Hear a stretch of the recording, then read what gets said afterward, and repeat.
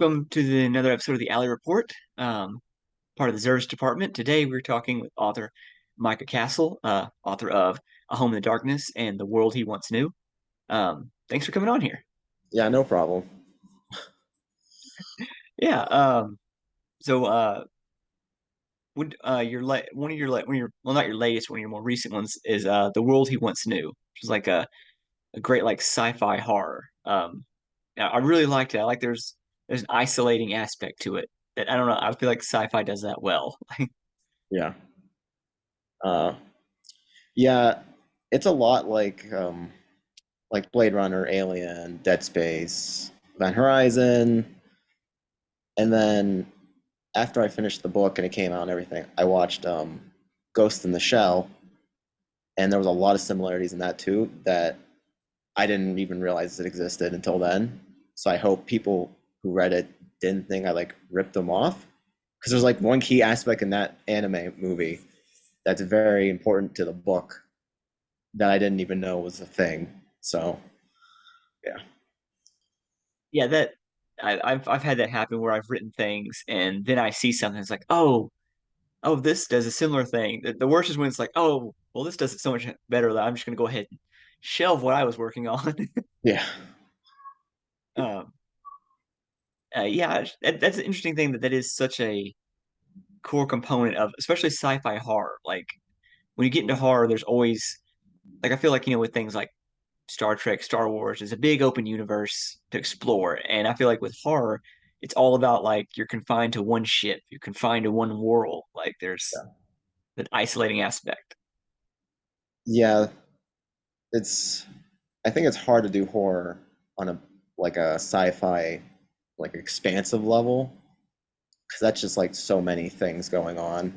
Um, Also, kind of gets kind of slow if you're doing like Star Wars, Star Trek, like The Expanse. There's just spaceships and moving and cultural things and all that stuff happening. But I think a lot of those IPs could do horror really well if given the chance. Like some parts in the Expanse series, there are some horror elements there. Like the Halo franchise could do horror really well if someone gave the IP to someone good. Um, yeah, Um, I mean, and honestly, the original series Star Trek had quite a few that felt like horror episodes, like the Salt Monster and things like that. yeah, Um, and I know, like, I think your latest is A Home in the Darkness, right? yeah, And with that one, if that's you going into more like a weird fiction. yeah. I just say it's pretty much close to Bizarro as it can get. I was honestly very surprised Domain took it. So I submitted two different novelettes, and the other one's weird, but it's more digestible. Whereas that one was just basically random, essentially. Um, yeah, that's I need to read it because I do love I like when novels take such weird directions and everything. Um, oh, and Yeah, if sorry, you one second, I have I'm so sorry, one second.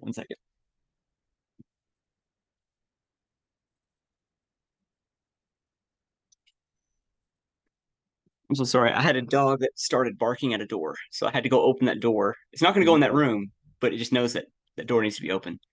that might happen to me because I have a old dog with dementia, and she paces. She goes upstairs and downstairs, and recently now she won't jump downstairs, and she just whines. So I have to Yeah, eventually just get that's her up, pick her up. Yeah, yeah, mine. My little one gets up in chairs and they can't get down and freaks out. So it'll be like 2 in the morning. This barking. It's like, oh, you got in a chair and now you can't get down. yeah. Mine just can't get up. Like if they jump off the bed, they'll just whine at the bed until we pick them up. Um, well, earlier I was mentioning like the weird fiction things like that. I feel like some of your earlier stories and things that was kind of where you were starting horror from that. Yeah, that's kind of where I even got into horror. I didn't read fiction until like I was probably like 21. That's what, 13 years ago now. Um, and my girlfriend, now wife, bought me Necronomicon, the best weird tales of H.P. Lovecraft, and I read that. I was like, I you can do this with fiction. It was so like mind blowing at the time. And then since then, I just like barreled through stuff. But I always like, yeah, I always like the weird fiction, speculative fiction, just like kind of the weird, strange stuff. Um, yeah, There's an unease. I feel like that's the kind of fiction that doesn't like terrify me as much. It just makes me uneasy. Like, yeah, like and it also if tends you to get in read, my dreams a little bit. yeah, if you read like Robert Ackman, um, his stuff's really just unsettling. There's just like you feel like there's something going on, there's something wrong, but you just don't know what. Yeah, it's one Yeah. of those with his stuff. If you describe like the plot of the story, it's like it sounds like there's nothing to it. It's like, but that's not what. It's not about the plot. It's about this mood and this creepiness. It's like atmosphere. Yeah. I also really like stories being told without being told directly. Like if you ever played Dark Souls or Bloodborne or any of those games, the whole like plot is really all just implied and through item descriptions, and you just got to piece it together yourself to figure it out. And even then, you don't even know 100% because they don't tell you. Um, so I've been trying to do that a lot with my newer stuff, where there's subplots that aren't explained, not mentioned. It's just to the reader to pick up the pieces and either hopefully piece it together or just be like, what the fuck happened in this book, Yeah, essentially. Um, yeah, yeah, yeah. I like that. I like that too because I especially like when it's over and it's like there's a lack of with like cosmic horror and weird fiction. There's usually a lack of like buttoning up the story, like putting a bow on it. Like this is what happened. This is the conclusion. Like there's just a lot of like what really did happen. yeah, especially the newer kind of cosmic horror stuff.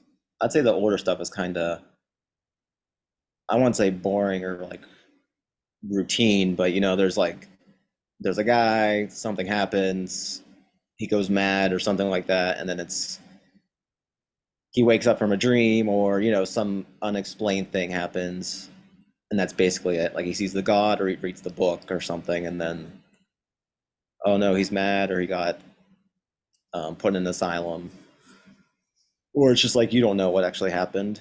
um, I feel like a lot of new stuff nowadays is a lot better at like ambiguity and vagueness. Like I feel like Paul Tremblay could do a really good like weird fiction novel, since that's like his whole Yeah, thing. um, Unfortunately, it's not commercially great, that kind of like super weird stuff. Um, so that kind of sucks. But I don't know. Maybe that'll change. I feel like there's been a few shows that like they might have been short lived stuff like Channel Zero, but I feel like they've stuck around. Like they might have been canceled, but there's slowly people discovering them yeah, and discovering that aspect of it. yeah, once in a blue moon something slips through. Like I can't remember her name, but she wrote Bunny, um, and that was published by Big Five, and that book was pretty weird. Um, it was like all dark academia, cults, like alchemy. It was really weird. I was surprised they got like Big Five publishing, but or like Tender as the Flesh. I don't know if that's weird Yeah, fiction, but that's kind of borders on it. yeah. It, Yeah, it's it's a much darker than you usually see. For like you said, like the more Big Five horror yeah. stuff. It felt like the indie where it's like things can be super dark and super weird and Well, it was, take the turn you don't expect. yeah, Tender was pretty brutal. Um, Mhm. yeah. Um, well, one thing like in talking to you and like seeing your bio and stuff is like you're big in outdoors, and I feel like horror and outdoors. I feel like those are two things that are kind of linked. Yeah, I feel like it's like it's integral. Usually, it's always the woods. The woods is always a big thing in horror. Um, I don't know if it like just comes back to just when we're primordial people, and that's just kind of we had just a connection in the woods. We worshipped it. It was a god, and now we've basically been like severed from the woods and nature with, you know, housing and technology and society and all that stuff. So there's always like an allure to it. Um, like when I'm personally in the woods, I feel like I'm meant to be there. Like you feel like kind of like that zen, like you're supposed to Yeah. be here. Yeah. Don't really feel that anywhere else. So Yeah. I feel like, I mean, that's the idea was agriculture a mistake? Was that, yeah, was shedding, like that, like I said, the connection in the outdoors when we lived that way. Although, I mean, there are also unique sets of horrors to going back to that time, to being the hunter gatherers, like, you know, the, the terrors that kind of, I think, are still with us a little bit. yeah, I feel like that's never gonna go away. Um, it's just it's just too like integral to, I would say, people as a like humanity in general. Um, Yeah. I mean, we basically came from it, so makes sense. And maybe like part of the horror is like, we visit it, and when we visit it, it's nice. And like I said, sometimes it feels like we belong and stuff like that. But at the same time, I wonder if like the real horror is that we would have to live there forever, that it would come back, the outdoor, like living that way. It's like somewhere deep in Honestly, our brains, it's like we were hunted by giant bears. yeah, the real horror for me is like leaving, because I could be out there forever, and then you just kind of just don't want to stop. Like if you're hiking, for me, it's like I could just do this forever and be fine. Like because you're disconnected from everything, no responsibilities, no basically being an adult. You don't have to be an adult. You just get Yeah, to live in this limbo of woods. And I'd be like, that's fine. Going back's the real horror. Bills and capitalism. jobs and cleaning, stupid shit. Um, yeah, that's the horrors of civilization. Yeah. Only we were all kids again. Hmm. Easy peasy. Um, well, also, I was wondering, I asked this, sometimes in interviews, like, what is something that like recently you've read that's really stuck with you? Recently read. I'm gonna have to check my Goodreads, honestly. It's like my reading's been sporadic lately. So I've been reading a lot of Hellboy. Oh, nice. Yeah, that's been good. Getting ready for the new movie. I'm not a movie person, to honestly. Like I rather read the book than like if a movie comes out and I'll find out if it's on based on a book and then I'll just go buy the book and read the book. Yeah. I'm just weird like that. What did I read recently? Recently that stuck with me probably the most is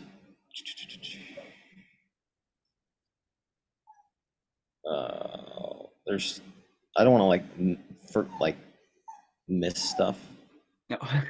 Let's say the last 5-star read I read was Journey to the End of the Night by Louis Ferdinand Celine.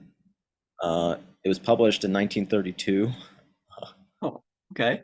It's basically a very angsty book about a guy who just gets sick of society and just kind of like lives his life. It's kind of like it's basically like literary fiction. It's from France. It's categorized as like philosophy and classics and stuff. It's a very bleak and dark book about like this guy. Yeah, he goes to the army, then he goes to the hospital, and then he just like travels around and he hates the world. And it was really good. I was surprised I liked it because classics are very like hit or miss. They're either like really boring or really good. Yeah. Yeah. So I'm kind of capture that existential, you can't escape from it. Like no matter Yeah. where you go, what you do. Yeah. Besides that, recently, it's a more modern. It's like Catherine Silva's Undead Folk. I Yeah, really like very that. good. Big fan of that Yeah, I haven't. series. Yeah, I haven't read the second one yet. I have it. I just haven't yet. Oh, it's good. And apparently there's a third one coming out, like a third one on the horizon. So very excited about that. Kind of sad. There's only three, honestly. Like I there's don't probably a lot she can do with that whole world. I mean, who knows? Maybe she'll revisit it in something else. Because yeah, it is just a whole.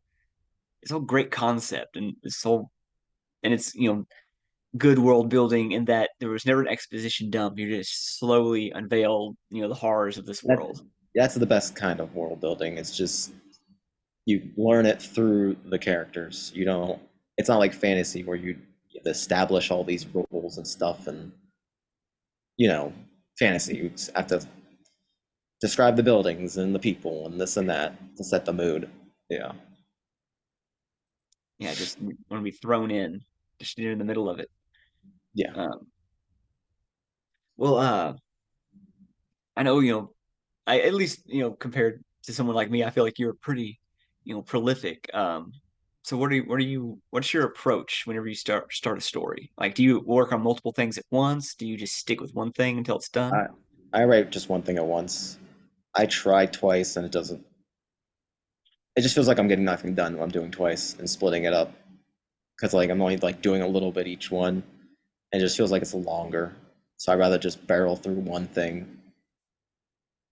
The process I've learned my main good process during COVID since you couldn't do anything.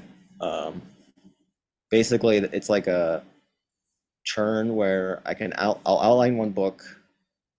Let's say outline A, then I'll revise B, and then write C, and then I'll come back to A, and then I'll revise like D, and then it just like you just cycle, um, and that's gotten me basically be able to churn out books a lot quicker without rushing at anything.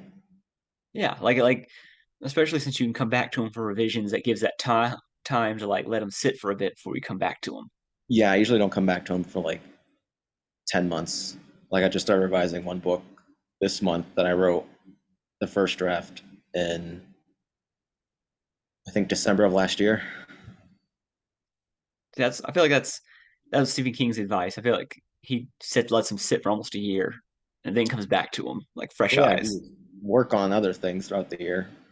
Like Mhm. between then and now, I've written like probably 3 or 4 books and short stories and stuff. So yeah. Um, do you have an like if you can say like what's your next thing that's coming out? Next thing I it's up to publishers. That's all up in the air. That's true. What supposedly would be the next thing is a novel called The Woman Without Eyes. Great title. Also, the first novel I ever wrote, I just took forever to find someone to take it. Um, Basically, it's like a crime noir one, and it's split where you're jumping from the detective and the killer, and then you jump back and forth throughout the book, and then eventually they come together and things happen. Um, it took heavy inspiration from Peter Klein's 14. If Hmm. you read that book, you kind of know the big reveal at the end. And if you read it, then think of that, but with this book, essentially. Like it's normal up until it's not. Um, yeah, and I've also noticed just with your writing and stuff, you don't stick to like one uh, subgenre of horror. Like you are, it'll be weird fiction, sci-fi fiction. You're just gonna try different things. It's kind of just like whatever story I want to tell, I'll do until like if I ever get to the point where like, I have to worry about that. Because like, when you're in a big five or, Paul Tremblay, Stephen Graham Jones, like you kind of have to write something commercially readable. You can't go too insane because now you have an agent and you have editors and people to tell you no, essentially. So hopefully it doesn't get to that. I mean, I hope it does on one hand, but I hope it doesn't on the other because like right recently I just finished like a space opera sci-fi horror novel that I'm shipping around. But right now I'm writing another detective horror, cosmic horror book, and then like the next one is going to be probably sci-fi horror again. So basically, I just kind of got jump over the place. Like next year, I'm self-publishing a crime novella that's not supernatural at all. It's just a straight up detective book. You beta Yeah, rate it. Yeah. So Yeah, yeah, I did. It was good. yeah. No one will Um, touch it. So I'm taking putting it out myself. well, I'm glad you are because I really enjoyed that one, and I have another friend that's doing the same thing. It was when everyone was big into like everybody was writing a horror western for like 10 minutes there, and he Yeah. started one, and then after like a little bit, he was like, "I'm just ditching the horror thing, and I'm just gonna write a western," and I'm really waiting on that to get done because what I read of it's fantastic, but it's just funny, like I feel like everyone has a horror western book in them. Like I yeah, have an idea I've had for like ever, and I just haven't got around to it. I'm hoping like vampires stay popular for like at least another year or two, because the space opera one has vampires in it, and I wrote another vampire novel last year that's like a horror comedy. I hope to God it's still popular when that finally can be like sent out somewhere, because that would I help a mean, lot.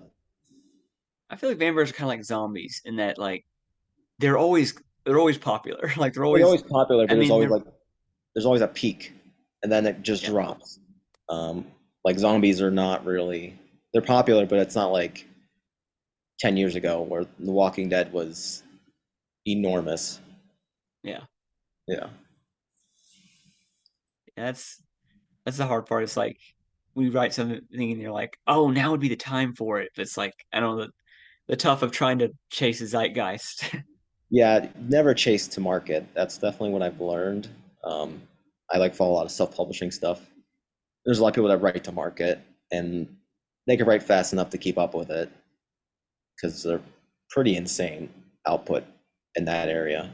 Um, but with like horror or anything, unless you already have like a contract and you can get the book out within, like 6 months, it's kind of basically pointless to try to write it only to sell it like that. But I mean, if you want to Yeah, write the book, then write the book. it'll be like late to market. Like I feel like Yeah, that was like the Simpsons when they were in their like teens, early 20s seasons. They were always trying to be topical, but the length of animation meant they were always just a little late on the references. yeah, it's very hard to be. Yeah, you just can't. The only person I think I could do it's like Stephen Graham Jones because he puts out books like no one's business, and he's always it's like he always has like 3 books coming out a year, and it's always Yeah, like on good timing somehow. So yeah. It's like yeah, right at the perfect moment for it. yeah. I remember like I just read a tweet like it was a month ago that he submitted a vampire novel in that he. I remember him tweeting about like 3 months prior that he started. So like it's probably gonna come out. I don't know next year sometime. Yeah, he's insane. I wish I can write like his like how quickly and how well he does it. Yeah. I mean, I wish I could write with your frequency. Like I feel like I have like I'll be hard at work on a book and I'm chapter after chapter done, and then like stuff happens in life, and all of a sudden it's been a month and I haven't gone back to it. It's like, dang it, I was doing so well for a little bit there. Yeah, uh, yeah. My life has been pretty chaotic since I lost my job back in February. Somehow it's busier than it was when I had a job. Um, so I've actually been writing less than I used to, which is kind of annoying, but it is what it is. Um, I always say I'm writing against death. I'm just trying to write as much as I humanly can before I'm dead. Um, Same like reading. I just want to read as many books as I can before I die. Yeah, And I probably take it to an unhealthy level where it's just like I'm very like hyper focused on stuff. So if I like I want to write, I'm gonna wake up early to write or stay up late or do that instead of something else that I should probably be doing. So yeah. It's you kind of have to like steal the time. I know I'll be work if I'm working on something and I feel it's really good. I'll have the thought of like, man, I hope I don't die before I finish this. Like, like let me at least get to I know the finish on this part I, before I whatever think comes about and gets that, me. especially when if you die and you have books just sitting there, like already done, they're just not picked up. It's like, do you want them out or not? Is it one of those things? Yeah. Yeah. I mean, I get paranoid about because like I've deleted things I've written that were bad because I'm like, God, what if I die and like somebody reads this? I should go and delete this real quick so no one ever finds it. Yeah. Like, I think it was what Terry Pratchett. What's his name? He did the yeah, Discworld series. He had yeah, all Terry his stuff Pratchett. destroyed after he died. Yeah. Yeah, took a steamroller to like the hard drives that had all his books on it. I mean, if it's not published, maybe it's not worth being published. Yeah, or it's not finished, and I Yeah, know I wouldn't want my first drafts out there. it's like the Lord of the Rings estate where they just like if they find scribbled notes from Tolkien, they're publishing it or selling it to someone to make a show out of it, Yeah, which is fine. It's just I'm sure most of this stuff he did not intend for anyone to ever see. yeah, Yeah. yeah. That's what it seems like, and that's a hard part. Like when you want to read stuff like that, like when you hear about an author who's died, like I'm trying to think of one where I read that they died and they had several books, and it's like, well, do we get to read those? And um, oh, then there was the Grapes of Wrath author wrote his werewolf novel that like his estate revealed he had a werewolf novel, and like that's been a like when do we get to read this? When someone probably gives them a lot of money. Um, yeah, it really sucks when the author dies. Like Cormac McCarthy when he died, that was probably the first one that actually hit me hard Yeah, because like I just started reading him like 2 years ago or so. So I've been like savoring his books. I haven't been like I don't go through them. I just like read them a little bit, like maybe one a year or so. yeah, Um, I read that they might be publishing a novel from him posthumously. yeah, and I don't know, and it seems like his family and stuff, everybody seems pretty respectful of him. So I feel like if they are, it was probably something that was more or less ready. Like I Yeah, don't, and can he even write anything bad? Honestly, every book I've ever read by him so far, and it's like six of them, yeah, they're all really good. yeah. That was when I got the passenger and Stella Marie. I remember like everyone just pretty much like, well, this is his last two. Like he's in poor health and he's in his 90s. Like this is it. And, then he died a few months later. So, Yeah, so I kind of read those as like, well, this is like his final statement. This is his final work.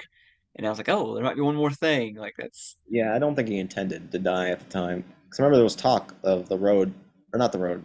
They were doing the the Borders trilogy. No, no, no. Sorry, they were doing the Blood Meridian movie, yeah. and he was like involved in it. And I So wonder if that's still happening. I haven't heard that it's not, but I don't know. I think without him, I don't even know if I want it to happen. Yeah, Because that book is going to be very difficult to make into like a film, yeah. But I mean, especially like, yeah, the judge. Like, how are they even going to do that? because it's one of those things. Like I want to see it, but I'm also worried. Like, can it possibly live up to it? Um, that's one of those things. Like Moby Dick is one of my favorite books, but I've never watched any adaptations. I've never seen any movies or series based on it. I just can't. It's like it's not going to live up to it. It's not going to be what I want it to be. But then sometimes some of the shows and TVs, movies, they're almost better than the book sometimes. Yeah, Like Dexter, personally, I feel like the show was is better than the books. But I don't know if that's because I saw the show before the books and now I'm like tainted. Yeah. yeah. I haven't seen the show. I read a few of the books like years ago, and they were pretty okay. But it does seem like the show took like a different direction from them. Yeah. The actor who plays Dexter, I can't remember his name. Uh, he's just a great actor. He is Dexter. Um, yeah, I know you talked about like trying to savor the books. One of my favorite authors is Kurt Vonnegut, and I'm finally to the point where I've read everything. Like I've read it all except for there's like a big epic short collection of his work that came out a few years ago, and it has like I think three unpublished stories in it. And so I've read everything else that's been released posthumously. That's the only thing left. So I'm almost like nervous about reading it because then it's like, oh, well, that's the end. There's no more. Yeah, you might as well just save it to like not to be too grim. It's like on your deathbed, you're like, okay, I think it's time to finish this. because now you I don't would, have the chance. Now you have to do it. I would, I would love that because I just love more than anything the idea of if I'm in a room dying with my family all around me, I'm just gonna ignore them and read a Well, book. you have to read I'm it. gonna make You them read don't. it to me. There's no tomorrow. You got to do it now. Uh, yeah, that's there we go. That's the plan. Um, well, thank you again for coming on here. This has been awesome. No problem. And and yeah, anybody listening, check out Home in the Darkness and The World He Once Knew. They're like two of the latest from Micah Castle, and I've read The World He Once Knew, and it's really good. And also, so is the detective one that he'll be self-publishing. That's really good too. So Yeah. Oh, that should come out. The detective one should come out. I want to say mid next year because I have one already set up, a novelette to come out next year. I'm just kind of waiting for the publisher for The Woman Without Eyes to set a release date so I don't release anything close to that and like, mess up that whole kind of thing. cannibalize it. Yeah. Too many books at once is not always the best. Yeah, and they just get lost in the shuffle. Yeah. Well, thanks again, and yeah, everyone watching or listening, check those out. You can follow Mike on Twitter, and I'm sure where other Just social media place. Just Twitter, Twitter's basically. fine. There you go. I'm Perfect. on, I'm There on you a go. bunch of other stuff, but like, who That's cares? the one. Yeah, just go to that one. Done.